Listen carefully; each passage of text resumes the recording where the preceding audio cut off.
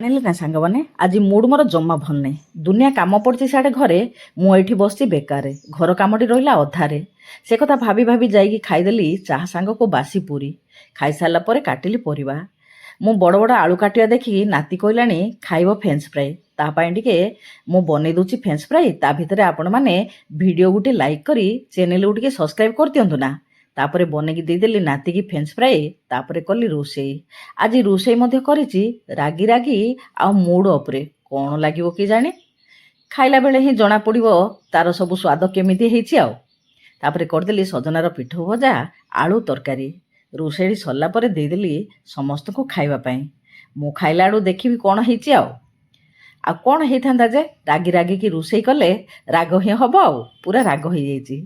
ଆଉ ଆପଣମାନଙ୍କର କେବେ ଏଇଭଳି ହେଉଛି କି? ନିଶ୍ଚୟ କମେଣ୍ଟରେ ଜଣାଇବେ। ଆଜି ପାଇଁ ରହୁଛି। ନମସ୍ତେ। ଜୟ ଜଗନ୍ନାଥ।